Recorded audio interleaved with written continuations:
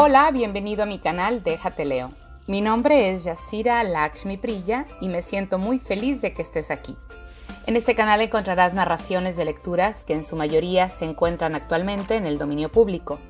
También estoy motivada en leer libros de nuevos autores, así que si escribes y deseas dar a conocer tus obras, envíame un email y permíteme narrar tus letras. Recuerda suscribirte al canal activando la campanita. De esta forma apoyas al crecimiento de este espacio y recibes notificación cuando subamos una nueva lectura.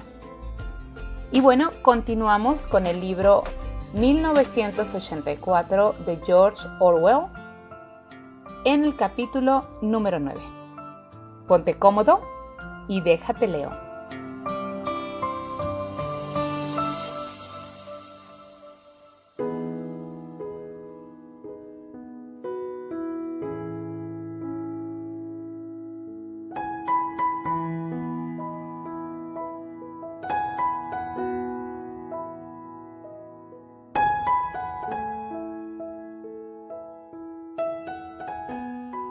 Winston, cargado todavía con el maletín que había tenido entre las piernas mientras trabajaba y bajo la almohada, mientras dormía, volvió a casa y se afeitó y estuvo a punto de quedarse dormido en la bañera, a pesar de que el agua apenas estaba tibia. Con una especie de crujido voluptuoso de las articulaciones, subió las escaleras que conducían al cuartito de la tienda del señor Charrington.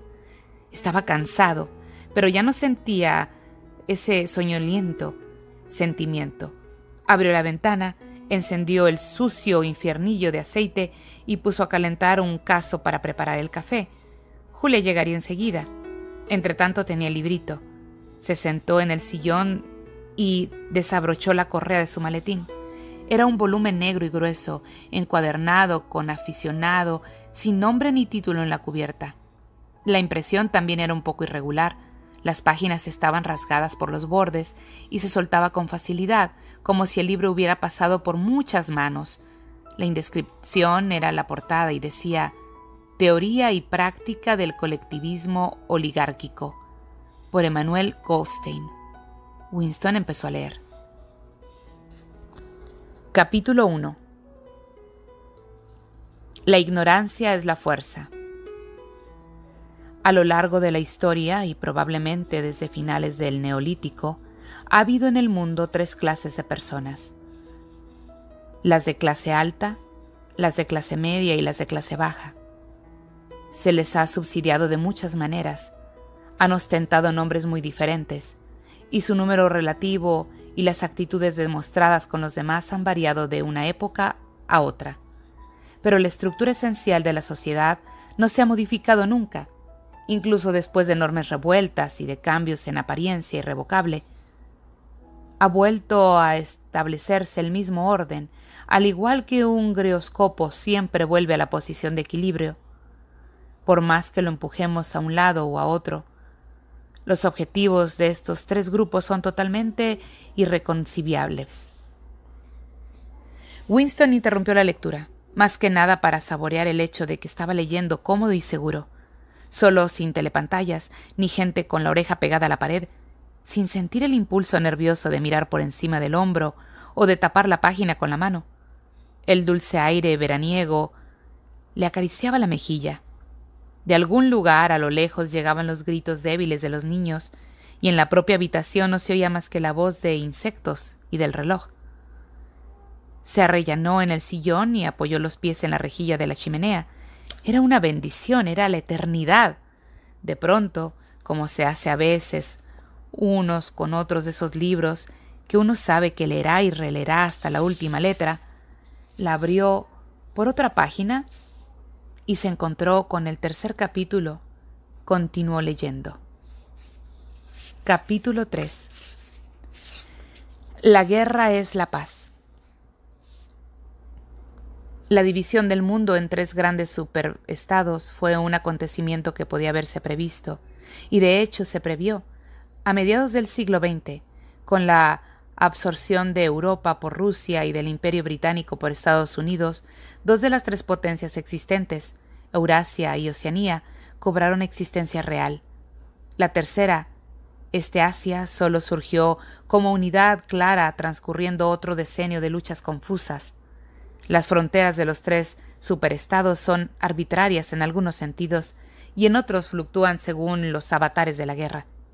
Pero, por lo general, siguen líneas geográficas. Eurasia comprende la parte septentrional de las tierras europeas y asiáticas, desde Portugal hasta el estrecho de Bering. Oceanía abarca las dos Américas, las islas del Atlántico, entre ellas las Islas Británicas, Austrasia y la parte meridional de África. Eustasia, más pequeña que los otros y con una frontera occidental peor definida, incluye a China y los países al sur de la misma, las islas japonesas y una enorme, aunque fluctuante parte de Manchuria, Mongolia y del Tíbet. En una u otra combinación, los tres superestados se hallan constantemente en guerra, y así ha sido los últimos 25 años. La guerra, no obstante, ya no es la lucha desesperada y aniquiladora que fue en los primeros decenios del siglo XX. Se trata de un conflicto de objetivos limitados entre combatientes incapaces de destruirse el uno al otro, que no tienen una causa material para combatir y a quienes no separa ninguna genuina diferencia ideológica, lo cual no significa que el modo en que se lleva a cabo la guerra o las actitudes en torno a ella se haya vuelto menos sangrienta o más caballerosa. Al contrario, la histeria bélica es constante y universal en todos los países, y actos como las violaciones, los saqueos, las matanzas de niños, la reducción de poblaciones enteras a la esclavitud y la represalia contra los prisioneros, que incluyen hervirlos y enterrarlos vivos, se consideran normales, y cuando las comete nuestro propio bando y no el enemigo meritoria. Sin embargo, en un sentido físico, la guerra implica a un número reducido de personas muy especializadas y causa relativamente pocas víctimas. Los combates, allí donde hay, acontecen en vagas fronteras que el común de los mortales apenas sabe dónde están, o en torno a las fortalezas flotantes que vigilan los puntos estratégicos de las ruinas marítimas. En los centros de civilización, la guerra supone poco más que una constante escasez de los bienes de consumo y el ocasional estallido de una bomba volante que puede causar una veintena de víctimas. La guerra, de hecho, ha cambiado de carácter. Más exactamente, las razones por las que se lleva a cabo la guerra han cambiado de orden de importancia. Los motivos que estaban ya presentes hasta cierto punto en las grandes guerras de inicios del siglo XX han pasado a ser dominantes y se los reconoce y se actúa en consecuencia. Para entender la naturaleza de la guerra presente, pues a pesar de los reagrupamientos que se producen cada pocos años, se trata siempre de la misma, debemos reparar poner en primer lugar en que es imposible que sea decisiva.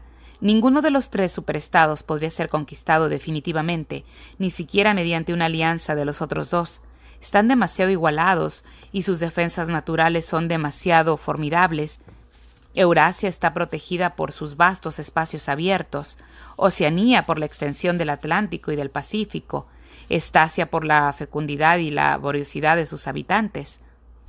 En segundo lugar, ya no hay, en un sentido material, nada por lo que combatir. Con el establecimiento de las economías anárquicas, en las que la producción y el consumo se engranan el uno en el otro, la lucha por hacerse con los mercados que causó la guerra anterior ha llegado a su fin, y la competencia por la materia prima ha dejado de ser una cuestión de vida o muerte. Los tres superestados son lo bastante extensos para obtener todo lo material necesario en el interior de su propia frontera. Suponiendo que la guerra tenga un propósito económico directo, se trata de una lucha por la fuerza de trabajo.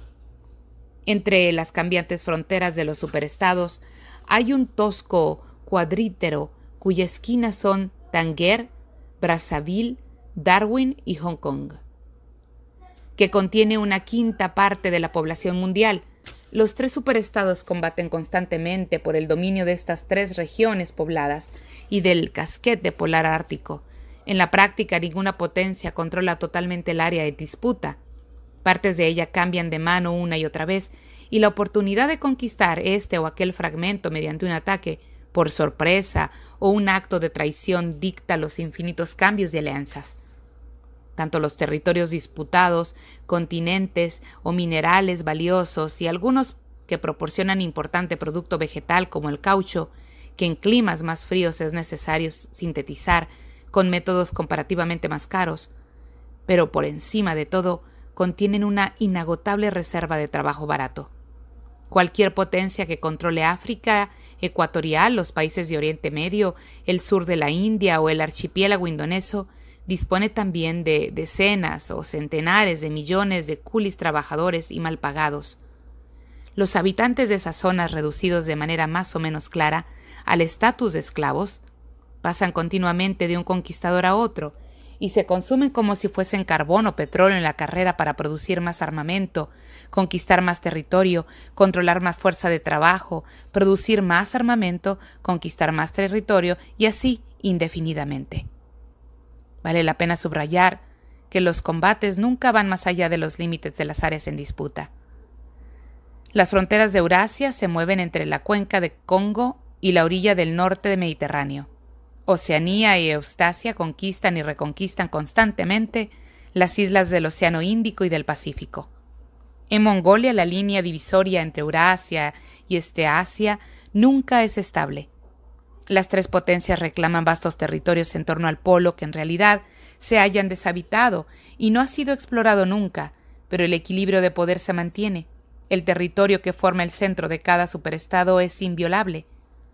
Más aún, el trabajo de los pueblos explorados en torno al Ecuador ni siquiera es verdaderamente necesario para la economía mundial.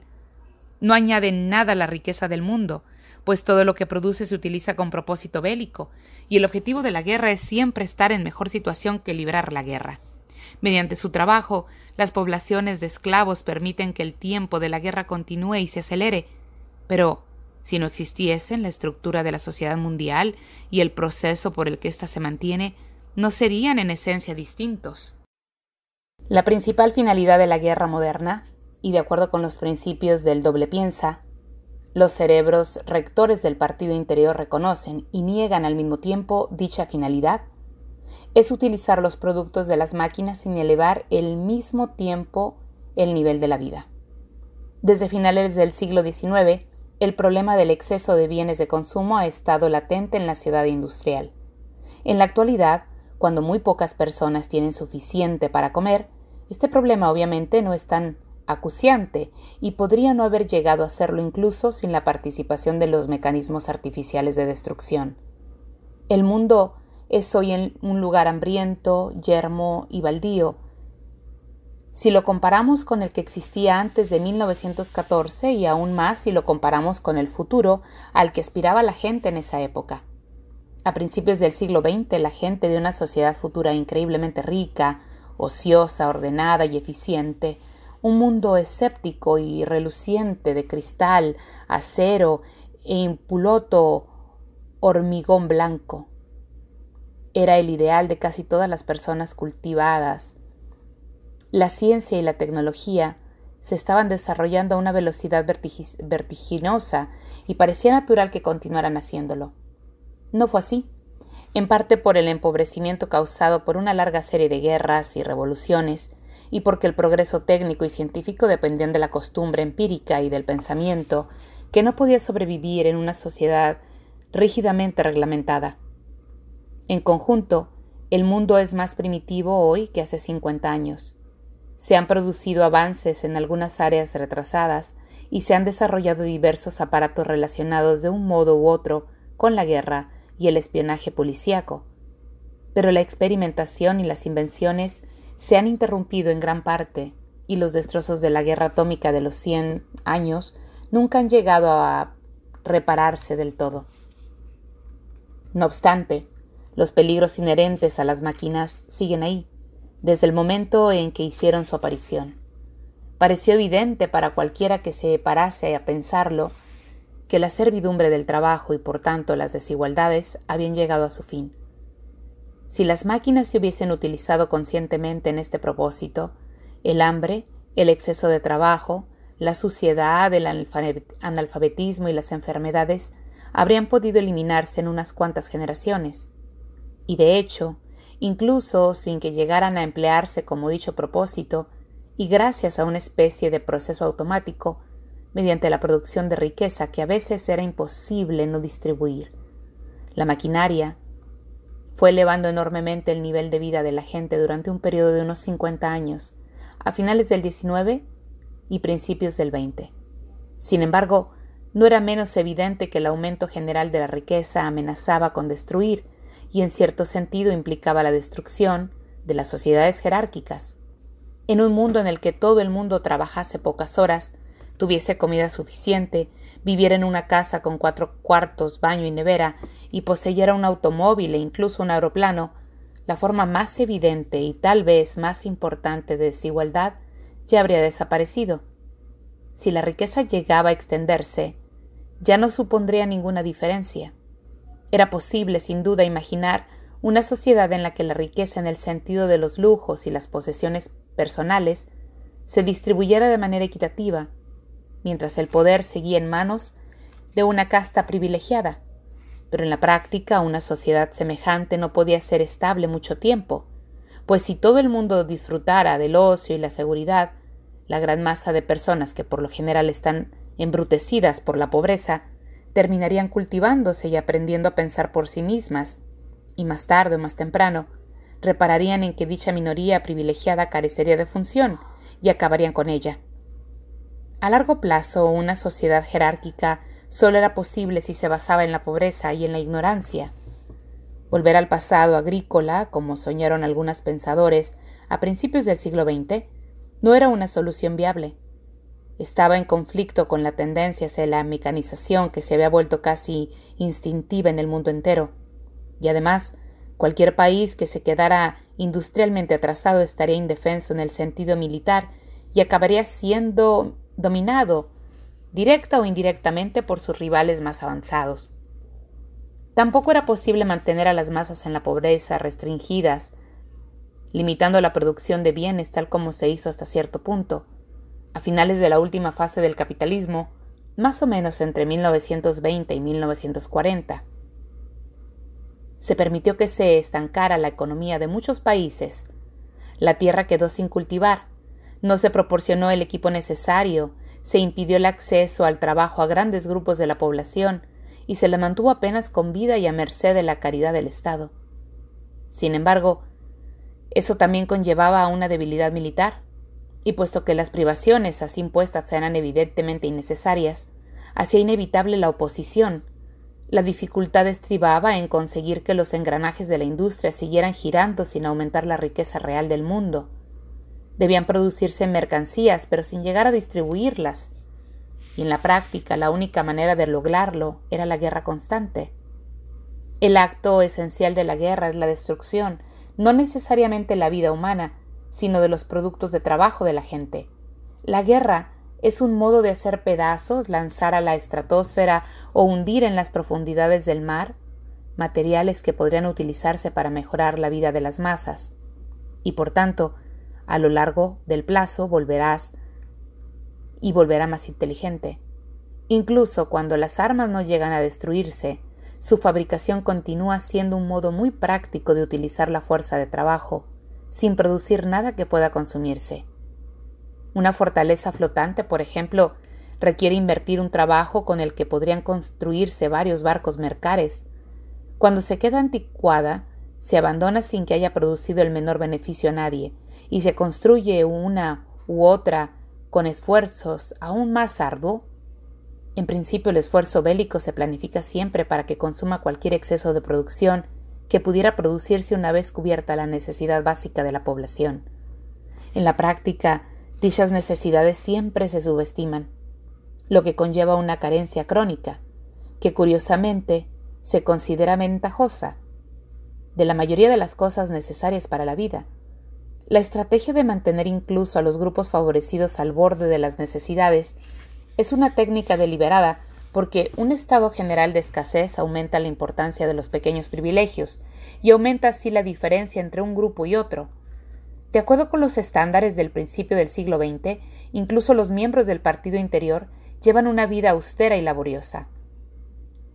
No obstante los escasos lujos que se disfrutan, sus pisos grandes y céntricos, las telas más suaves de su ropa, la mejor calidad de sus comidas, su bebida y su tabaco, Sus 2 o 3 criados y su coche o helicóptero privado lo sitúan en un mundo diferente del que el resto de los miembros del partido exterior, igual que estos disponen de ventajas similares en comparación con las masas subterráneas conocidas como los proles. El ambiente social es el de una ciudad citada, donde la posesión de un trozo de carne de caballo supone la diferencia entre la riqueza y la pobreza, y al mismo tiempo la conciencia de estar en guerra y por lo tanto en peligro hace que ceder todo el poder a una pequeña casta parezca una condición natural e inevitable para la supervivencia. Ya verá que la guerra no solo permite la necesidad de destrucción, sino que lo que hace es un modo psicológicamente aceptable. En principio sería muy difícil malgastar el exceso de trabajo del mundo, construyendo tiempos de templos y pirámides, excavando agujeros en el suelo y volviéndolos a tapar, o incluso produciendo grandes cantidades de mercancía y pegándoles fuego después. Pero eso proporcionará solo un fundamento económico y no emocional de la sociedad jerárquica. Lo importante no es tanto la moral de las masas, cuya actitud resulta irrelevante con tal de que sigan trabajando, sino la moral del propio partido.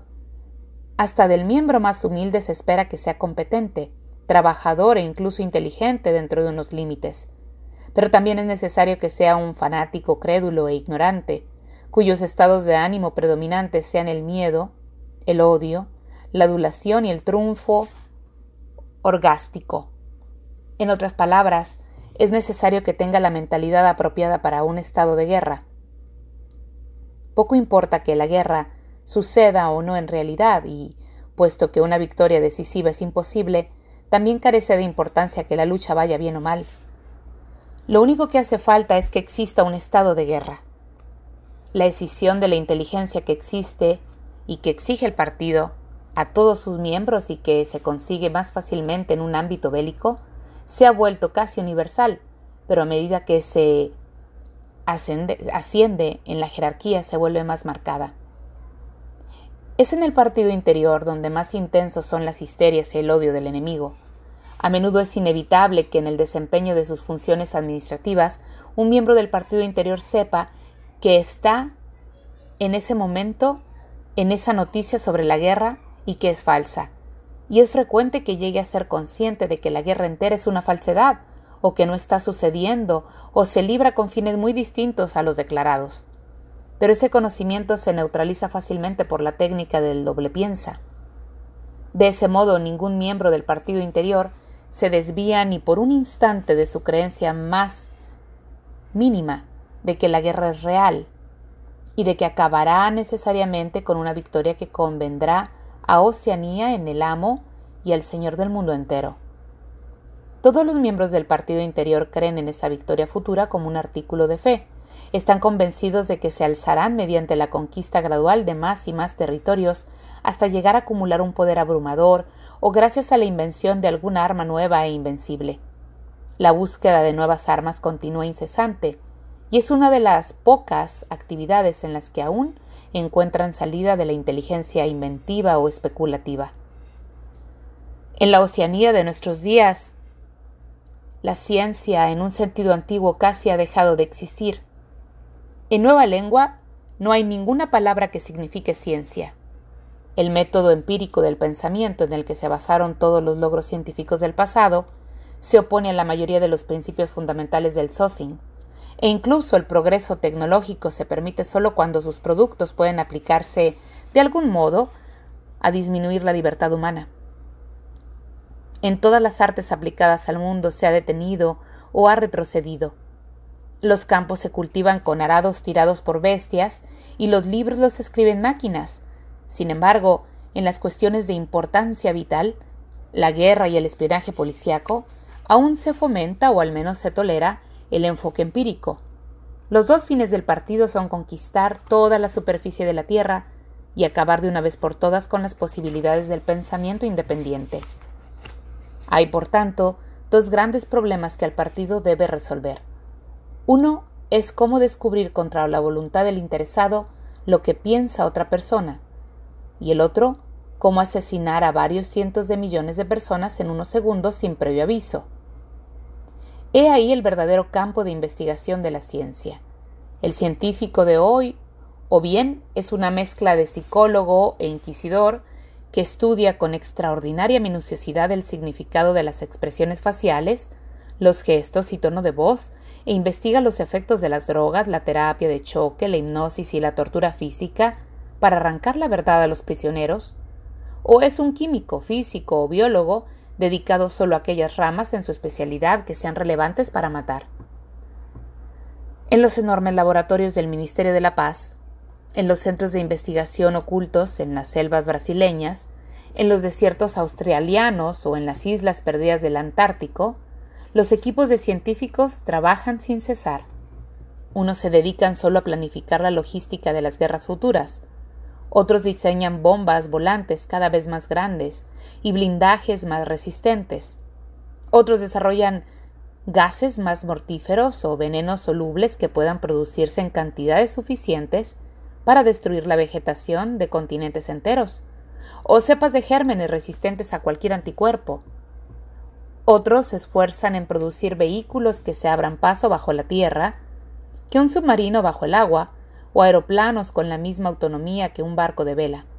Otros exploran posibilidades más remotas como concentrar los rayos del sol mediante las lentes suspendidas de miles de kilómetros en el espacio, o producir terremotos y maremotos artificiales utilizando el calor del centro de la Tierra. Sin embargo, ninguno de estos proyectos llega a realizarse nunca, y ninguno de los tres representados aquí adquieren la menor preponderancia sobre los demás. Lo más notable es que las tres potencias poseen en la bomba atómica un arma mucho más poderosa que cualquiera de las que sus investigaciones actuales pueden llegar a descubrir. Aunque, como de costumbre, el partido se atribuye su invención, las bombas atómicas aparecieron ya en los años 40 y se utilizaron por primera vez en gran escala unos 10 años después. En esa época se lanzaron varios cientos de bombas en los centros industriales sobre la Rusia de Europa, Europa Occidental y Norteamérica. En efecto, fue que los gobernantes de todos los países se convirtieron y convencieron de que unas cuantas bombas atómicas más supondrían la desaparición de la sociedad organizada y por tanto de su propio poder. Desde entonces, aunque no se les haya alcanzado ni sugerido ningún acuerdo formal, no se han vuelto a utilizar. Las tres potencias se han limitado a seguir produciéndolas y acumulándolas en espera de la oportunidad decisiva que, según creen, acabará presentándose más tarde o más temprano. Y entre tanto, el arte de la guerra se ha estancado durante unos 30 o 40 años. Los helicópteros se utilizan más que antes. Los bombarderos se han sustituido por los proyectiles autopropulsados y los frágiles barcos de la tierra han dado paso a las casi insuperables fortalezas flotantes. Pero, por lo demás, apenas se han producido avances. El tanque, el submarino, el torpedo, la ametralladora e incluso el fusil y la bomba de mano siguen utilizándose. Y a pesar de las incontables matanzas de las que informa la prensa y las telepantallas, las desesperadas batallas de la guerra pretérica, en las que morían cientos de miles e incluso millones de personas en una época de semana, no han vuelto a repetirse. Ninguno de los tres superestados intenta jamás ninguna maniobra que conlleve el riesgo de una grave derrota. Cuando se acomete una operación a gran escala, suele tratarse de un ataque por sorpresa contra un aliado. La estrategia que siguen o fingen seguir las tres potencias es la misma. Su plan es adquirir mediante una combinación de combates, acuerdos y bien calculadas traiciones, un anillo de base que rodee por completo a uno u otro de los estados rivales, para firmar a continuación un pacto que no dé agresión con dicho rival y respetar la paz durante unos años a fin de acallar cualquier sospecha. En ese tiempo se instalarán misiles cargados de bombas atómicas en los puntos estratégicos. Por último, se dispararán todas de manera simultánea, con unos efectos tan devastadores que hagan imposible cualquier represalia. Después será la ocasión de firmar un pacto de no agresión con la otra potencia y de prepararse para un nuevo ataque. Dicho plan, casi huelga decirlo, no es más que una ensoñación imposible. Además, los únicos combates ocurren en las áreas dispuestas en torno al Ecuador y el Polo. nunca se invaden los territorios enemigos, lo cual explica el hecho de que en algún sitio las fronteras entre los superestados sean tan arbitrarias. Eurasia, por ejemplo, podría conquistar fácilmente las islas británicas, que geográficamente forman parte de Europa, del mismo modo que Oceanía podría llevar sus fronteras hasta Rin o incluso Vístula, pero eso violaría el principio, respetado por todas las partes, por más que se haya formulado nunca, de la integridad cultural. Si Oceanía conquistase las áreas antes conocidas como Francia y Alemania, sería necesario bien exterminar sus habitantes, lo cual implicaría un gran acto de dificultad física o asimilar una población de unos 100 millones de personas, que en lo que se refiere al desarrollo técnico no están a la altura del nivel de oceánico. El problema es idéntico para los tres superestados. Es absolutamente necesario para su estructura que no haya ningún contacto con extranjeros, excepto hasta cierto punto, con los prisioneros de guerra y los esclavos de color. Incluso el aliado oficial del momento despierta las sospechas más sombrías. Aparte de los prisioneros de guerra, el ciudadano medio de Oceanía no llega a ver jamás a un ciudadano de Eurasia o Asia, y se le prohíbe el estudio de las lenguas extranjeras. Si se le permitiese entrar en contacto con foráneos, descubriría que son similares a él y que casi todo lo que han contado sobre ellos son mentiras. El mundo estancó en que vive se rompería, y también se rompería el miedo, el temor, el odio y el fariseísmo de los que dependen su moral, y podría evaporarse. Los tres bandos coinciden, por tanto, en que por mucho que Persia, Egipto, Java o Celián cambien de manos, solo los bombas deben utilizarse para cruzar las fronteras principales. Por debajo de todo esto subyace un hecho nunca reconocido en voz alta, pero tácitamente admitido, que las condiciones de vida en los tres superestados son muy similares. En Oceanía la ideología predominante se denomina Socin, en Europa neobolchevisquismo, y en Estasia se utiliza un término chino que a menudo se traduce por adoración a la muerte, aunque tal vez sea más exacto traducirlo como aniquilación. Aniquilación del ser. Al ciudadano de Oceanía no se le permite conocer los principios de las otras dos ideologías y se le enseña a execrarlas como si fueran bárbaros ataques a la moral y al sentido común. En realidad, apenas hay diferencia entre ellos y los sistemas sociales que propulgan son idénticos. En los tres casos encontramos la misma estructura piramidal, la misma adoración a un líder semidivino y la misma economía basada exclusivamente en la guerra constante. De ello se deduce que los tres superestados no solo no pueden conquistarse unos a otros, sino que además no obtendrían la menor ventaja de hacerlo. Al contrario, mientras sigan en guerra se sostienen unos a otros como lo hacen de una gavilla de trigo, y, como de costumbre, los gobernantes de las tres potencias actúan de manera al mismo tiempo consciente e inconsciente.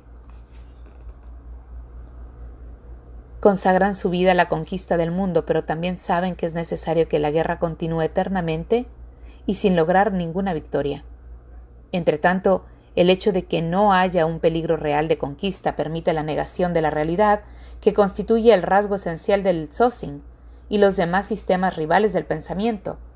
Vale la pena repetir lo que ya hemos dicho.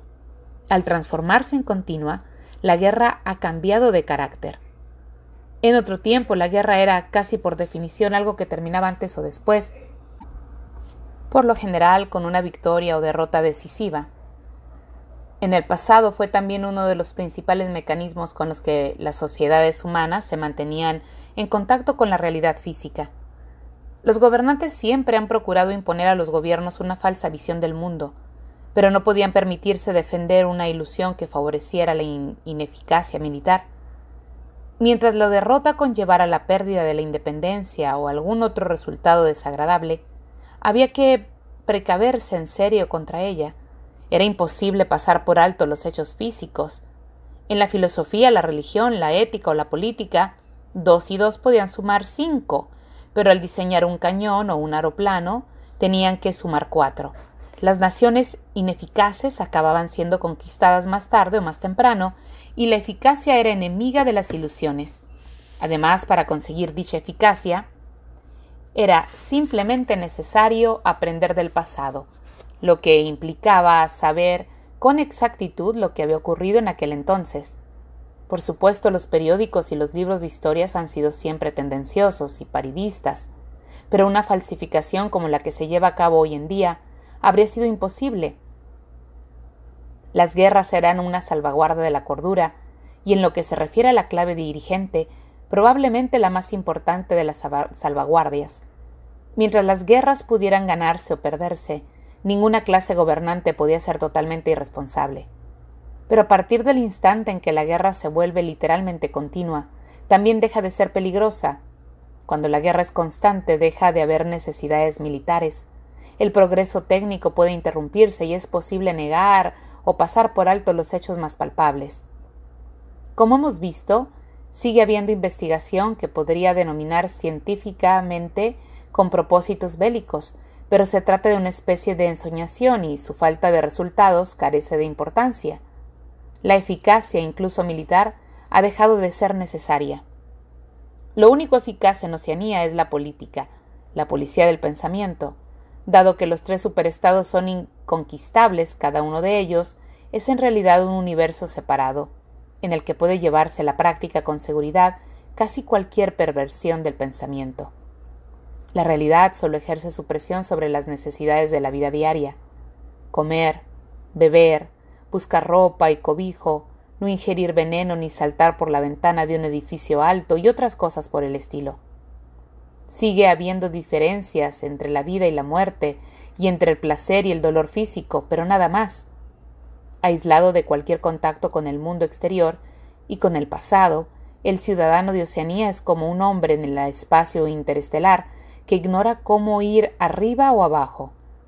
Los gobernantes de un estado semejante ejercen un poder absoluto como no conocieron los faraones ni los césares. También la obligación de impedir que sus seguidores mueran de hambre en números tan grandes que pudiera resultar escandaloso, y deben mantenerse al ínfimo nivel de técnica militar de sus rivales, pero una vez alcanzado este mínimo, pueden retorcer la realidad y darle la forma que se les antoje. La guerra, por tanto, si la juzgamos por los patrones de las guerras anteriores, no es más que una impostura. Recuerda a los combates entre algunos rumianes cuyo cuerno estaba en ángulo para que no pudieran hacerse daño. Pero que sea irreal no significa que carezca de sentido. Sirve para consumir el exceso de bienes consumibles y ayuda a conservar el particular ambiente mental necesario para el mantenimiento de una sociedad jerárquica. Se comprende así que la guerra sea un asunto puramente interno. En el pasado, las clases dirigentes de todos los países, por más que pudieran reconocer sus intereses comunes y limitasen la capacidad destructiva de la guerra, no dejaban de luchar entre sí, y el vencedor siempre saqueaba al vecino. En nuestros días ya no combaten. La guerra la llevan a cabo cada grupo de gobernantes contra su propio gobernado. La misma palabra guerra, por tanto, se ha vuelto equívoca. Probablemente sea acertado afirmar que, al convertirse en continua, la guerra ha dejado de existir.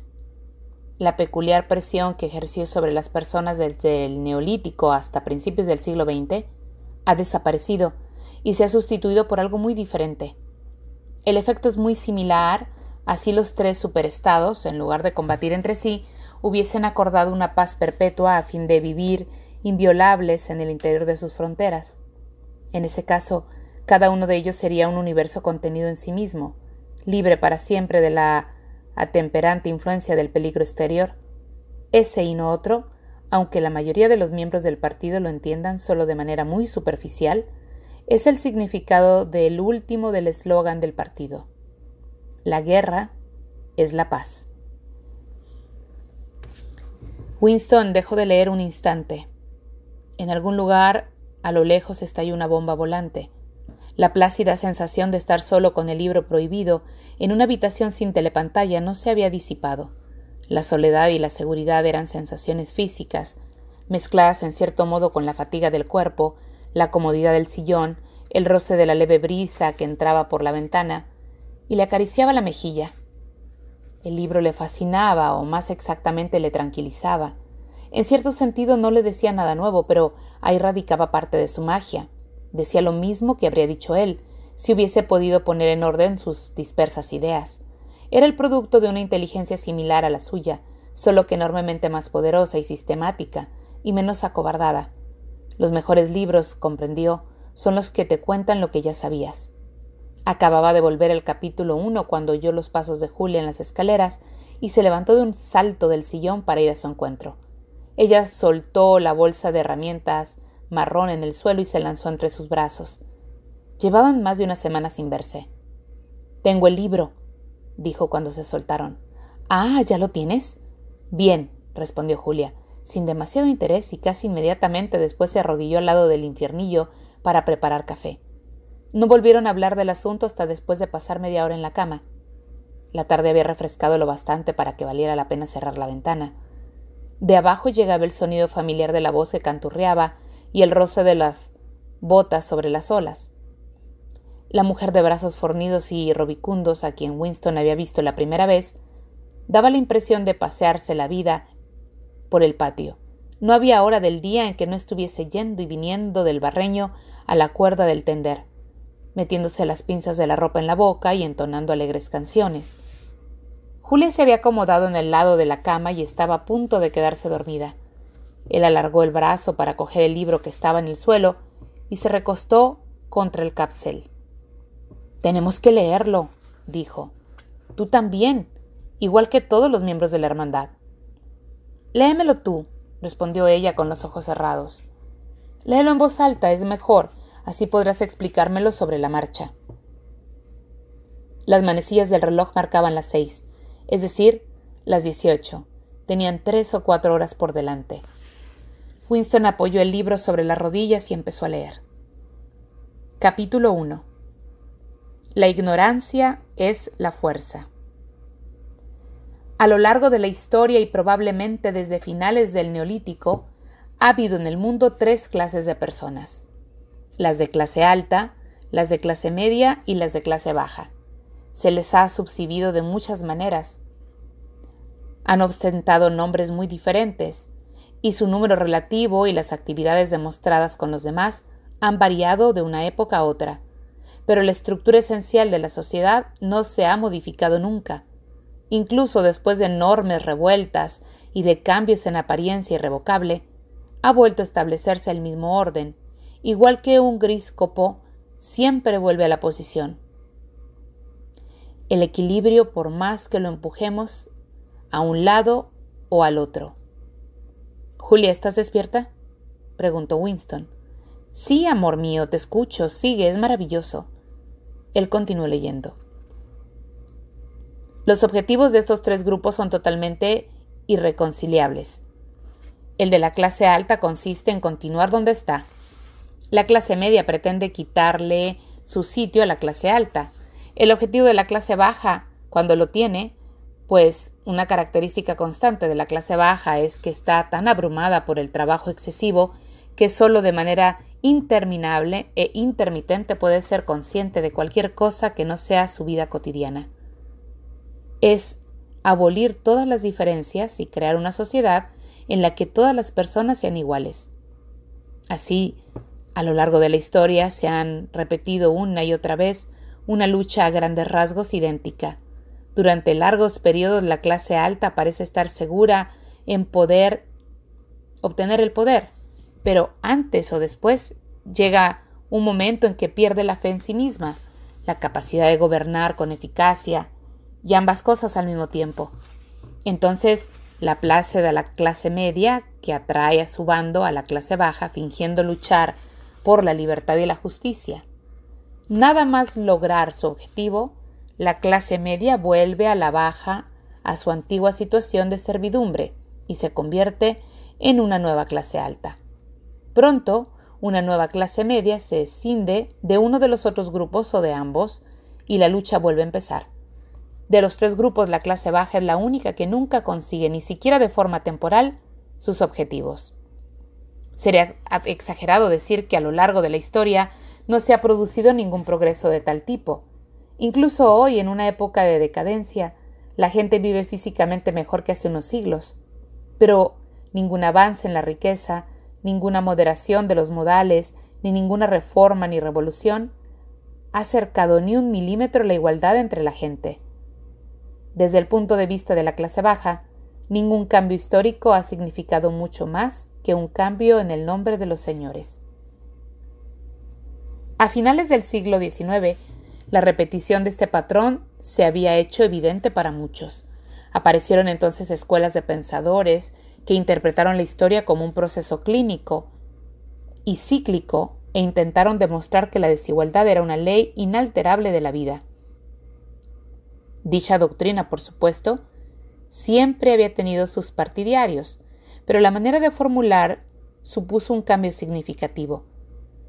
En el pasado, la necesidad de una sociedad jerárquica había sido la doctrina de la clase alta, defendida por los reyes y los aristócratas, y por los curas y los abogados que vivían de ellos como parásitos, y por lo general dulcificada con promesas de compensación en un mundo imaginario más allá de la tumba.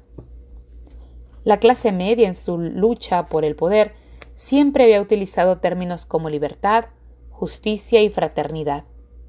No obstante, a partir de entonces, el concepto de hermandad entre los hombres empezó a ser atacado por gente que no ocupaba aún posición de mando, pero esperaba hacerlo en poco tiempo.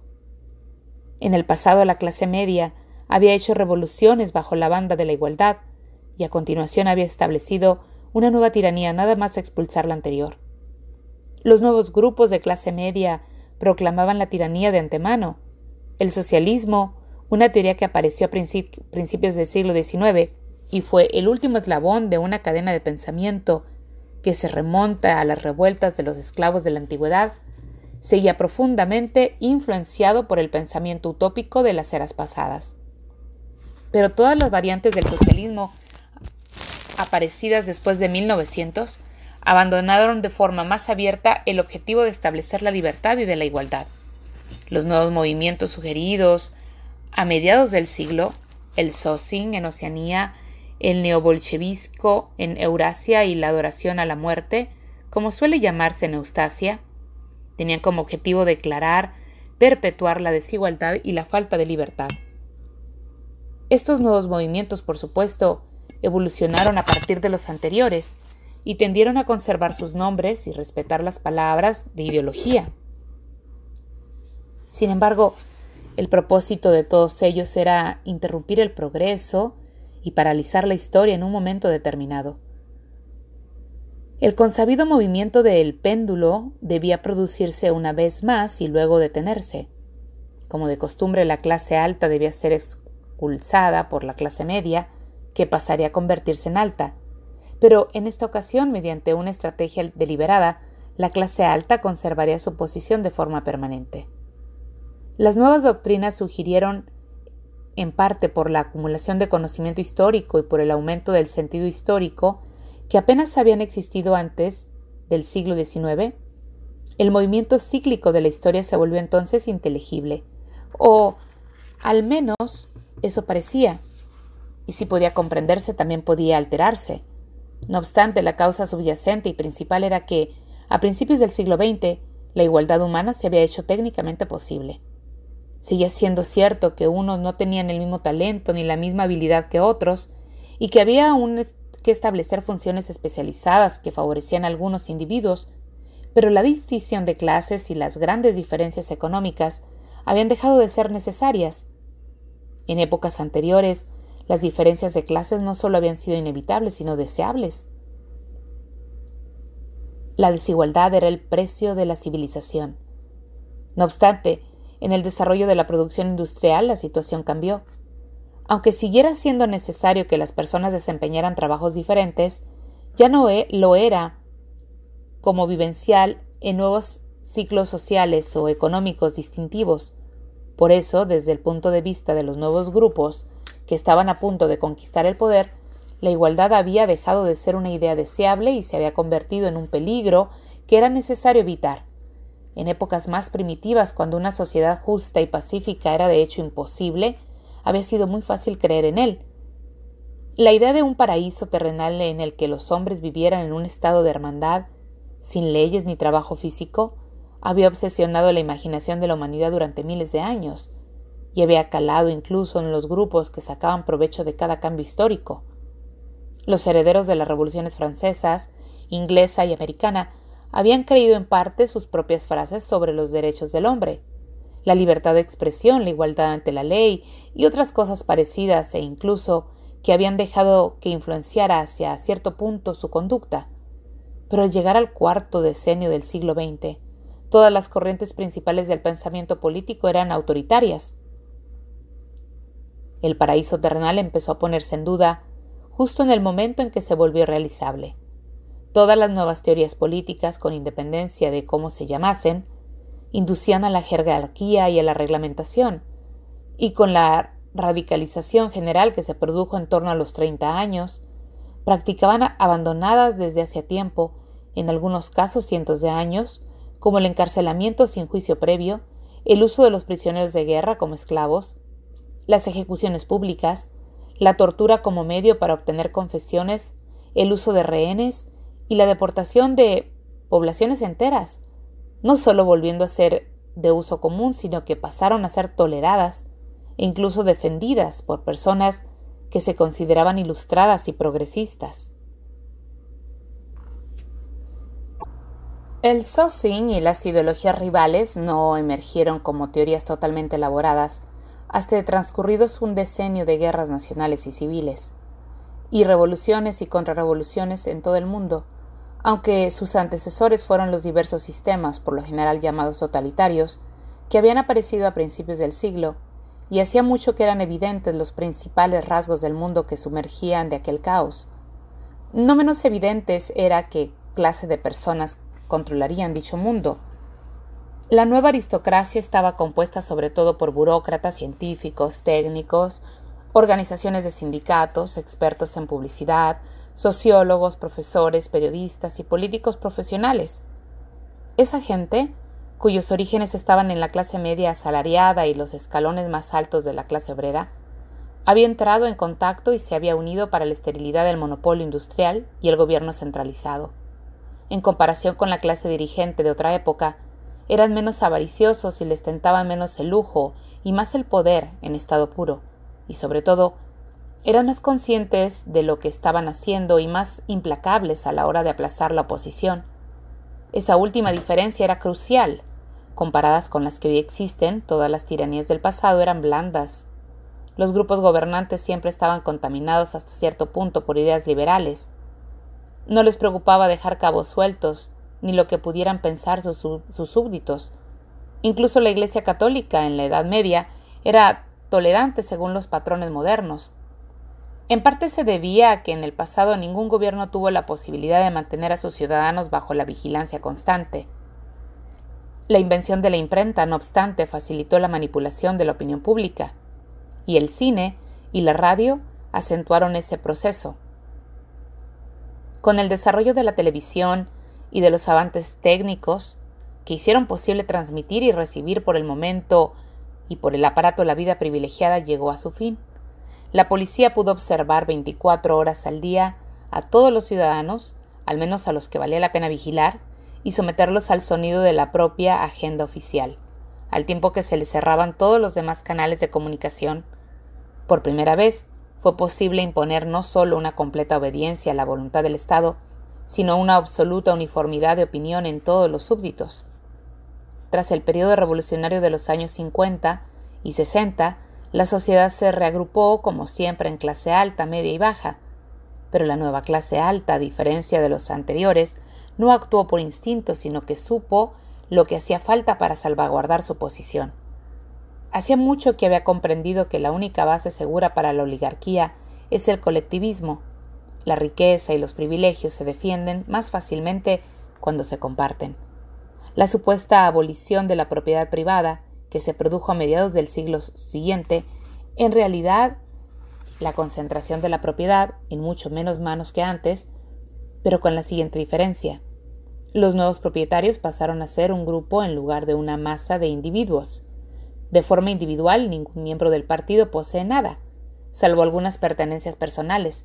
De manera colectiva, el partido lo posee todo en Oceanía, porque lo controla todo y dispone de los productos como considerara más conveniente todo. En los años que siguieron a la revolución, pudo ocupar esa posición de mando casi sin oposición porque el proceso entero se presentó como un acto de colectivización. Siempre se había dado por sentado que, si se expropiaba a la clase capitalista, se impondría el socialismo, y era indudable que se había expropiado a los capitalistas. Las fábricas, las minas, las tierras, las casas, los medios de transporte, todo se les había arrebatado. Y puesto que había dejado de ser propiedad privada, lo lógico era que fuese propiedad pública. El Socing, que deriva del antiguo movimiento socialista y había heredado su fraseología, ha llevado a cabo, de hecho, el punto principal de su programa, con el resultado previsible e intencionado de que las desigualdades económicas se han vuelto permanentes.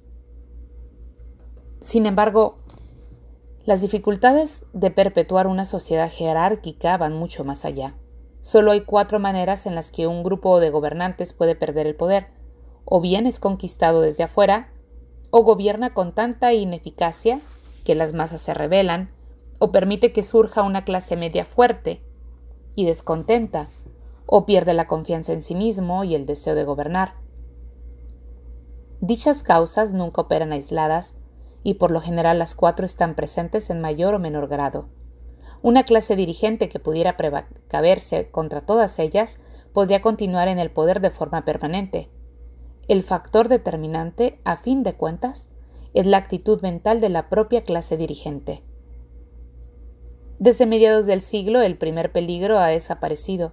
Cada una de las 3 potencias en las que se divide hoy el mundo es imposible de conquistar y solo podría conquistarse mediante cambios demográficos, muy lentos, que un gobierno dado de amplios poderes puede evitar con suma facilidad. El segundo peligro también es teórico. Las masas nunca se rebelan por decisión propia, ni solo porque estén oprimidas. De hecho, si no se les permite tener nada con lo que compararse, ni siquiera llegan a saber que lo están. Las crisis recurrentes de los últimos tiempos eran totalmente innecesarias, ya no se permite que ocurran, pero pueden darse, y de hecho se dan. Otros trastornos no menos importantes y que ellos lo acarreen consecuencias políticas, porque no hay manera de que se dé el descontento y que pueda llegar a expresarse de manera de que el descontento pueda ser calculado. En cuanto al problema del exceso de producción, que ha estado latente en nuestras sociedades desde el desarrollo de las máquinas, se ha resuelto mediante el recurso de la guerra continua. Véase el capítulo 3, que también resulta de la gran eficacia para mantener alta la memoria de la gente. Por todo ello, desde el punto de vista de los actuales gobernantes, los únicos peligros verdaderos son la aparición de un nuevo grupo de personas subempleadas que ambicionen el poder y el aumento del liberalismo y el escepticismo de sus propias filas. Se trata, por así decirlo, de un problema de educación que requiere moldear continuamente la conciencia, tanto de la clase dirigente como del grupo ejecutivo más numeroso que hay inmediatamente por debajo de ella. En cuanto a las masas, basta con influenciarlas de forma negativa. A partir de este trasfondo podríamos deducir, si no la conociéramos ya, la estructura general de la sociedad de Oceanía. En el vértice de la pirámide se encuentra el hermano mayor, que es inafible y todopoderoso. Cualquier éxito, logro o victoria o descubrimiento científico, cualquier conocimiento, sabiduría, felicidad y virtud se atribuyen directamente a su liderazgo e inspiración. Nadie ha visto jamás al hermano mayor. Es una cara en las vallas publicitarias y una voz en la telepantalla. Podemos estar razonablemente seguros de que nunca morirá y hay considerables incertidumbres sobre cuándo nació. El hermano mayor es el modo en que el partido ha escogido mostrarse al mundo. Su función es ser un foco de amor, miedo y respeto, emociones que es más fácil sentir por un individuo que por una organización. Por debajo del hermano mayor está el partido interior, cuyos miembros están limitados a 6 millones, algo menos del 2% de la población total de Oceanía. Por debajo del partido interior se halla el partido exterior, que, si el partido interior pudiese describir como el cerebro del Estado, podría compararse a su vez con las manos, Por debajo de él se encuentran las masas ciegas que normalmente denominamos los proles, que suman cerca de 85% de la población. En los términos de nuestra anterior clasificación, los proles son la clase baja, pues las poblaciones esclavas de la ciudad ecuatoriales, que pasan constantemente de un conquistador a otro, no constituyen un parte permanente o necesaria de la estructura. En principio, la pertenencia a cualquiera de los tres grupos no es hereditaria. El hijo de unos padres del partido interior, en teoría, no ingresa automáticamente en él. La admisión a cualquiera de las ramas del partido pasa por un examen que se lleva a cabo a los 16 años de edad. Tampoco hay discriminación racial, ni dominio de una provincia sobre otra. Entre los cargos más altos del partido hay judíos, negros y sudamericanos de pura sangre india, y los administradores de cada área concreta se esconden entre los habitantes de dicha área. En ningún lugar de Oceanía, los habitantes tienen la sensación de ser una población colonial, gobernada desde una lejana metrópoli. Oceanía no tiene capital, y su jefe supremo es una persona cuyo paradero nadie conoce. Si no fuese porque el inglés es la lengua franca y la nueva lengua el lenguaje oficial, no podría hablar de la centralización ninguna. Sus dirigentes no están unidos por lazos de sangre, sino por su adhesión a una doctrina común. Es cierto que nuestra sociedad está rígidamente estratificada según lo que a primera vista parecen normas hereditarias. Hay mucha menos movilidad entre los distintos grupos de la que había en el capitalismo o incluso en las eras preindustriales. Entre las dos ramas del partido se producen cientos de intercambios, pero solo para garantizar que los más débiles acaben siendo excluidos del partido interior para neutralizar mediante su ascenso el peligro de los miembros más ambiciosos del partido exterior. Los proletariados, en principio, no se les permite ingresar al partido. Los más dotados, que podrían convertirse en un núcleo de descontento, sencillamente son identificados por la policía del pensamiento y eliminados. Pero dicha situación no tiene por qué ser permanente ni tampoco en una cuestión de privilegio, ni de principio. El partido no es una clase en el antiguo sentido de la palabra, no tiene como fin transmitir el poder a sus hijos, y si no tuviese otra cara u otra manera de mantener el poder a los más capaces, estaría totalmente dispuesto a reclutar una generación entera entre las filas del proletariado. En los años cruciales, el hecho de que el partido no fuese una estructura hereditaria resultó de gran ayuda a la hora de neutralizar la oposición. Los socialistas más antiguos, que habían sido formados para combatir los privilegios de clase, daban por sentado que lo que no era hereditario no podía ser permanente. No comprendía que la continuidad de una oligarquía no tiene que ver con lo físico, ni se pararon a pensar que las aristocracias hereditarias han durado siempre poco tiempo, mientras que las organizaciones basadas en la adopción, como la Iglesia Católica, a veces han durado cientos o miles de años. La esencia del gobierno oligárquico no es la herencia de padres a hijos, sino la persistencia de cierta visión del mundo y cierto modo de vida impuesto a los vivos por los muertos. Un grupo dirigente lo es solo en tanto sea capaz de nombrar a sus sucesores. Al partido no le preocupa perpetuar su sangre, sino perpetuarse a sí mismo. Quizá ejerce el poder de crecer de importancia con tal de que la estructura jerárquica continúe siendo siempre la misma. Todas las creencias, las costumbres, los gustos, las emociones y las actitudes mentales que caracterizan nuestro tiempo están diseñados en realidad para preservar la mística del partido e impedir que pueda percibirse la verdadera naturaleza de la sociedad actual. La rebelión física o cualquier movimiento preliminar que pudiera favorecerla son imposibles en la actualidad. Los proletariados no constituyen ninguna amenaza.